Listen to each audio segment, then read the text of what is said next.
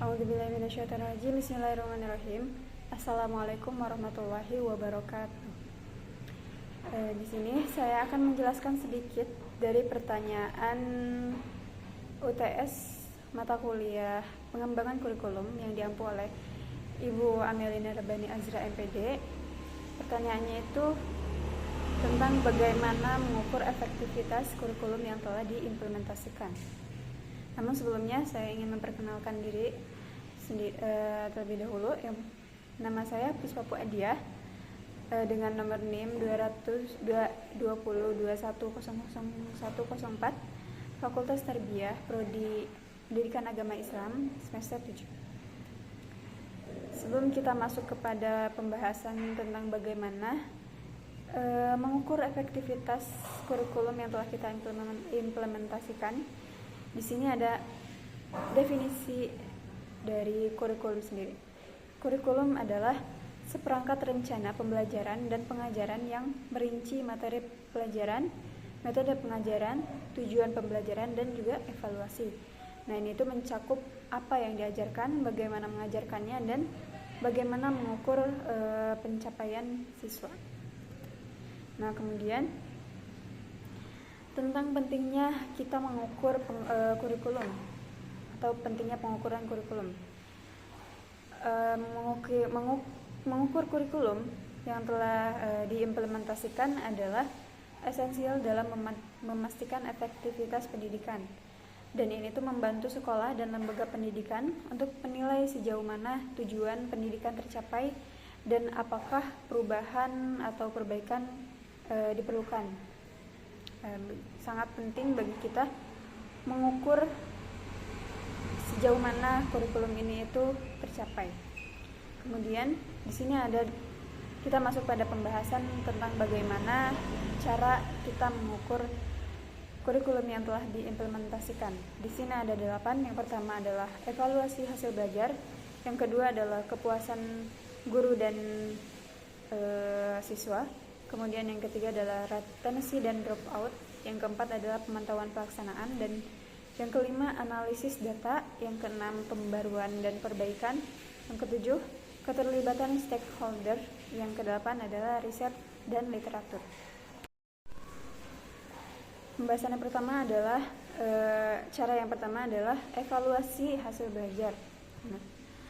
Pemantauan dan penilaian hasil belajar siswa adalah langkah pertama yang sangat dibutuhkan dalam evaluasi hasil belajar adalah seperti tes, ujian, dan penilaian atau lain sebagainya.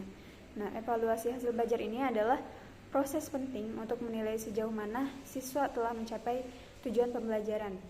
Di sini ada beberapa cara umum untuk melakukan evaluasi belajar. Yang pertama adalah dengan ujian dan tes. Ujian dan tes tertulis adalah alat yang umum digunakan untuk mengukur pemahaman siswa tentang materi pelajaran. Nah, tes juga dapat mencakup pertanyaan seperti misalnya pilihan ganda, esai, dan tugas terstruktur. Cara yang kedua adalah penugasan dan proyek. Nah, ini itu memberikan penugasan atau proyek kepada siswa adalah cara untuk mengukur pemahaman mereka dan kemampuan menerapkan pengetahuan dalam konteks nyata. Penugasan ini dapat berupa laporan, presentasi, atau tugas berbasis proyek. Yang ketiga adalah portofolio. Portofolio siswa itu berisi sampel karya atau proyek yang mereka kerjakan selama kursus atau selama pembelajaran. Ini itu memberikan gambaran lengkap tentang kemajuan siswa selama masa pembelajaran. Kemudian yang keempat ada caranya dengan ujian lisan. Ujian lisan menjadi salah satu cara untuk kita melihat hasil pembelajaran siswa. Nah, ujian lisan memungkinkan guru untuk berinteraksi secara langsung dengan siswa untuk menilai pemahaman mereka. Ini sering juga digunakan untuk mengevaluasi keterampilan berbicara dan berargumentasi siswa. Yang kemudian yang kelima adalah tes formatif. Tes formatif adalah tes yang diberikan selama pembelajaran untuk mengukur pemahaman siswa sepanjang pembelajaran atau kursus. Nah, hasilnya dapat digunakan untuk memberikan feedback atau umpan balik dan menyesuaikan pengajaran. Kemudian yang keenam, ada pengamatan. Pengamatan guru dalam kelas adalah cara untuk mengukur partisipasi siswa, keterampilan kerja kelompok, atau keterampilan praktis. Nah, ini tuh sering digunakan dalam mata pelajaran praktik, kayak misalnya seni ataupun olahraga. Yang ketujuh, dengan diskusi kelas. Dengan diskusi kelas memungkinkan siswa untuk berbicara dan berdebat tentang topik tertentu sehingga kita dapat mengetahui sejauh mana siswa dapat memahami pembelajaran. Yang kedelapan adalah dengan kuis dan pertanyaan sehari-hari. Nah, dengan menggunakan kuis atau pertanyaan sehari-hari, kita dapat juga melihat sejauh mana pemahaman siswa. Cara yang terakhir adalah dengan tes komputer. Nah, ujian dan tes berbasis komputer juga sekarang ini sangat umum digunakan untuk mengukur pemahaman siswa, terutama dalam keterampilan teknologi. Kemudian cara yang kedua dalam mengukur efektivitas kurikulum yang telah diimplementasikan adalah kepuasan siswa dan guru. Nah, melakukan survei kepuasan siswa dan guru itu dapat memberikan wawasan tentang bagaimana kurikulum mempengaruhi pengalaman mereka. Ini tuh mencakup pemahaman siswa tentang materi pelajaran dan kepuasan guru terhadap materi yang telah mereka ajarkan kepada siswa. Dan yang ketiga adalah retensi dan dropout. Dalam sekolah itu tingkat kelulusan dan tingkat dropout adalah indikator yang sangat penting. Jika tingkat dropout sangat tinggi, maka kurikulum mungkin perlu untuk diperiksa dan perlu juga untuk menentukan apakah ada masalah dan relevansi atau kompleksitasnya. Kemudian yang keempat adalah pemantauan pelaksanaan.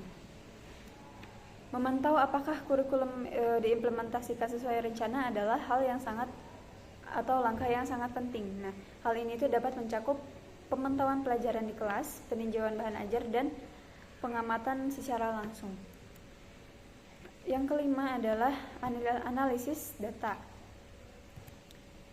Data yang telah dikumpulkan dari berbagai sumber seperti tadi ada ujian, tes formatif, dan laporan hasil belajar itu harus dianalisis secara cermat untuk menilai pencapaian siswa dan efektivitas kurikulum.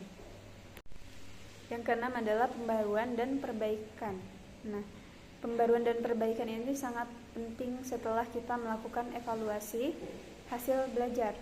Nah, ini tuh dapat melibatkan pengembangan modul baru, penyesuaian tujuan pembelajaran, atau perubahan metode pengajaran. Yang ketujuh, keterlibatan stakeholder.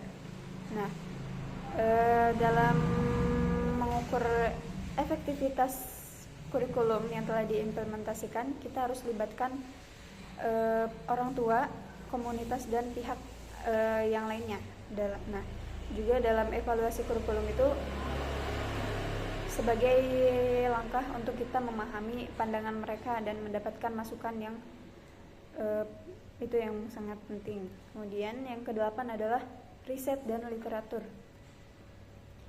Merujuk pada riset dan literatur terbaru dalam pendidikan untuk memastikan bahwa kurikulum itu tetap relevan dan memenuhi standar pendidikan yang terbaru atau tidak. Ya, kesimpulannya adalah mengukur kurikulum adalah proses yang berkelanjutan dan harus selalu beradaptasi dengan perkembangan dunia pendidikan dan kebutuhan siswa. Ya, mungkin sekian pemaparan dari pertanyaan bagaimana cara kita mengukur efektivitas kurikulum yang telah diimplementasikan. Di sana tadi ada 8 cara yang saya telah menjelaskan sedikit demi sedikit. Mungkin sekian. Terima kasih. Wassalamualaikum warahmatullahi wabarakatuh.